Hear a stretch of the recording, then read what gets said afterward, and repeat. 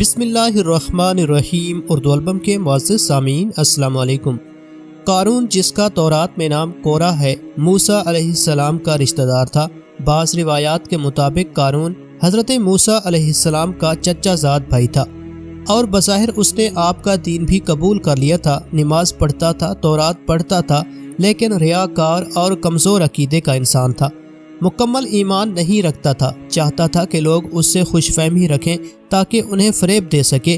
قارون فصلوں کو پیشگی سستا خرید لیتا اور بعد میں انہیں مہنگے داموں پر فروخت کرتا تھا، معاملات میں کم تولتا، دھوکہ اور بے انصافی کرتا، سود کھاتا اور جتنا ہو سکتا تھا لوگوں پر ظلم کیا کرتا۔ اسی قسم کے کاموں سے بہت زیادہ دولت اکٹھی کر لی تھی اور اسے ہر چیز سے زیادہ عزیز رکھتا تھا۔ قارون خدا پرست نہ تھا بلکہ دولت پرست تھا۔ اپنی دولت عیش و عشرت میں خرچ کرتا تھا، بہت عمدہ محل بنایا اور ان کے در و دیوار کو سونے اور مختلف قسم کے جواہرات سے مزین کیا، حتیٰ کہ اپنے گھوڑوں اور اونٹوں کو بھی سونے اور جواہرات سے مزین کیا۔ قارون کے پاس سینکڑوں غلام اور کنیزیں تھیں اور ان کے ساتھ برا سلوک کرتا اور انہیں مجبور کرتا کہ اس کے سامنے زمین پر گر پڑیں اور اس کے پاؤں کو بوسہ دیں۔ بعض عقل مند مومن اسے نصیحت کرتے اور کہتے کہ اے قارون، یہ تمام باغ اور ثروت کس لیے؟ یہ سب دولت اور مال کس لیے ذخیرہ کر رکھا ہے؟ کیوں لوگوں پر اتنے ظلم ڈھاتے ہو؟ خدا کو کیا جواب دو گے؟ لوگوں کا حق کیوں پامال کرتے ہو؟ غریبوں اور ناداروں کی کیوں مدد نہیں کرتے؟ نیک کاموں میں کیوں قدم نہیں بڑھاتے؟ قارون غرور و تکبر میں جواب دیتا کہ کسی کو ان باتوں کا حق نہیں پہنچتا، میں اپنی دولت کہاں خرچ کرتا ہوں؟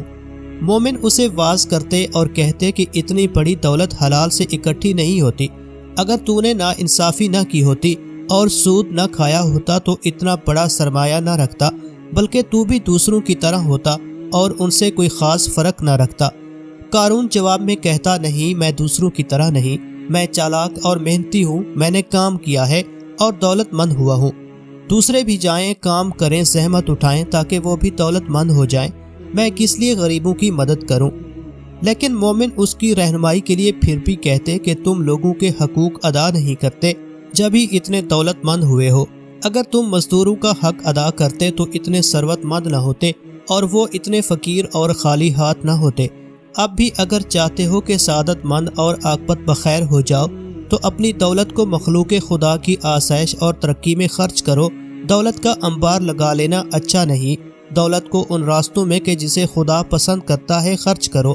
لیکن قارون مومنین کا مذاق اڑاتا اور ان کی باتوں پر ہنسا اور غرور اور بے اعتنائی سے انہیں کہتا کہ بے فائدہ مجھے نصیحت نہ کرو، میں تم سے بہتر ہوں اور اللہ پر زیادہ ایمان رکھتا ہوں، جاؤ اپنا کام کرو اور اپنی فکر کرو۔ ایک دن قارون نے بہت عمدہ لباس پہنا اور بہت عمدہ گھوڑے پر سوار ہوا اور اپنے محل سے باہر نکلا۔ بہت زیادہ نوکر چاکر بھی اس کے ساتھ باہر آئے۔ لوگ قارون کے عظمت و شکوہ کو دیکھنے کے لیے راستے میں کھڑے تھے اور اس قدر سونے اور جواہرات کے دیکھنے پر حسرت کر رہے تھے۔ بعض ناداں اس کے سامنے جھکتے اور زمین پر گر پڑتے اور کہتے، کتنا خوش نصیب ہے قارون، کتنی ثروت کا مالک اور کتنی سعادت رکھتا ہے۔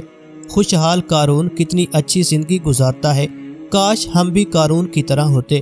لیکن سمجھدار مؤمنین کا دل ان لوگوں کی حالت پر جلتا، وہ انہیں سمجھاتے اور کہتے کہ سعادت اور خوشبختی زیادہ دولت میں نہیں ہوا کرتی، کیوں اس کے سامنے زمین پر گر پڑتے ہو؟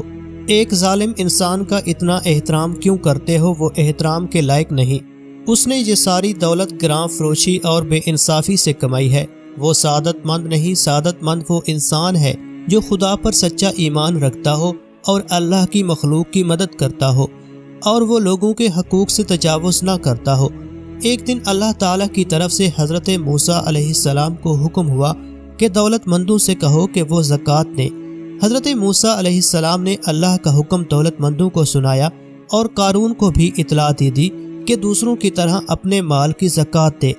اس سے قارون بہت ناراض ہوا اور سخت لہجے میں حضرت موسیٰ علیہ السلام سے کہا، زکوٰۃ کیا چیز ہے؟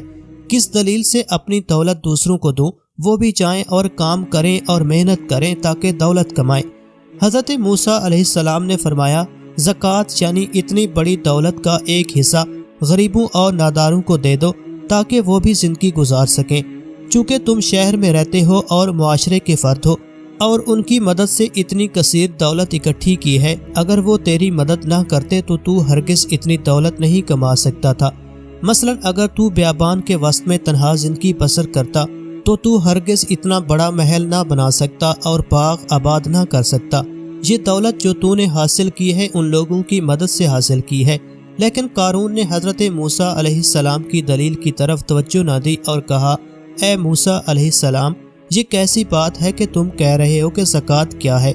ہم نے برا کام کیا ہے کہ تم پر ایمان لے آئے ہیں؟ کیا ہم نے گناہ کیا ہے کہ نماز پڑھتے ہیں اور اب آپ کو خراج بھی دیں؟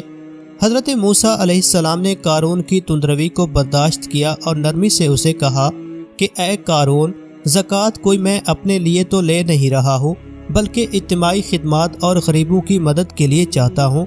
یہ اللہ کا حکم ہے کہ مالدار غریبوں اور ناداروں کا حق ادا کریں، یعنی زکوٰۃ دیں، تاکہ وہ بھی محتاج اور فقیر نہ رہیں۔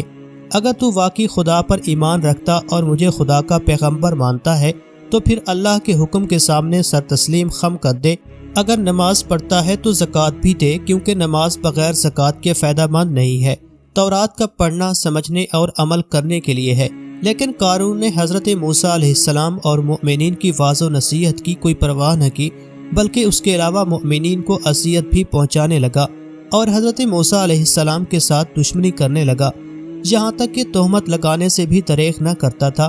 وہ نہ صرف زکوٰۃ کا منکر ہو گیا بلکہ عام طور پر بنی اسرائیل کو بہکانے لگا کہ حضرت موسیٰ علیہ السلام اس بہانے تمہارے مالوں کو لے لینا چاہتے ہیں، یہاں تک کہ حضرت موسیٰ علیہ السلام سے لوگوں کو برگشتہ کرنے کے لیے اس خبیث نے یہ گندی اور گھنونی چال چلی کہ ایک عورت کو بہت زیادہ مال و دولت دے کر آمادہ کر لیا کہ وہ آپ پر بدکاری کا الزام لگائے۔ چنانچہ عین اس وقت جبکہ حضرت موسیٰ علیہ السلام واعظ فرما رہے تھے، قارون نے آپ کو ٹوکا کہ فلاں عورت سے آپ نے بدکاری کی ہے۔ حضرت موسیٰ علیہ السلام نے فرمایا کہ اس عورت کو میرے سامنے لاؤ۔ چنانچہ وہ عورت بلائی گئی تو حضرت موسیٰ علیہ السلام نے فرمایا کہ اے عورت، اس اللہ کی قسم جس نے بنی اسرائیل کے لیے دریا کو پھاڑ دیا اور عافیت و سلامتی کے ساتھ دریا کے پار کرا کر فرعون سے نجات دے دی، سچ سچ کہہ دے کہ واقعہ کیا ہے۔ حضرت موسیٰ علیہ السلام کے جلال سے عورت سہم کر کانپنے لگی اور ان کے مجمع عام میں صاف صاف کہہ دیا کہ اے اللہ کے نبی، مجھ کو قارون نے کثیر دولت دے کر آپ پر بہتان لگانے کے لیے آمادہ کیا ہے۔ اس وقت حضرت موسیٰ علیہ السلام آبدیدہ ہو کر سجدہ شکر میں گر پڑے اور بحالت سجدہ آپ نے یہ دعا مانگی کہ یا اللہ، قارون پر اپنا قہر و غضب نازل فرما دے۔ پھر آپ نے مجمع سے فرمایا کہ جو قارون کا ساتھی ہو وہ قارون کے ساتھ ٹھہرا رہے اور جو میرا ساتھی ہو وہ قارون سے جدا ہو جائے۔ چنانچہ دو خبیثوں کے سوا تمام بنی اسرائیل قارون سے الگ ہو گئے۔ پھر حضرت موسیٰ علیہ السلام نے زمین کو حکم دیا کہ اے زمین تو اس کو پکڑ لے، تو قارون ایک دم گھٹنوں تک زمین میں دھنس گیا۔ پھر آپ نے دوبارہ زمین سے یہی فرمایا تو وہ کمر تک زمین میں دھنس گیا۔ یہ دیکھ کر قارون رونے اور بلبلانے لگا اور قرابت و رشتہ داری کا واسطہ دینے لگا، مگر آپ نے کوئی التفات نہ فرمایا، یہاں تک کہ وہ بالکل زمین میں دھنس گیا۔ دو منحوس آدمی جو قارون کے ساتھی ہوئے تھے لوگوں سے کہنے لگے کہ حضرت موسیٰ علیہ السلام نے قارون کو اس لیے دھنسا دیا ہے کہ تاکہ قارون کے مکان اور اس کے خزانوں پر خود قبضہ کر لیں۔ آپ نے اللہ تعالیٰ سے دعا مانگی کہ قارون کا مکان اور خزانہ بھی زمین میں دھنس جائے۔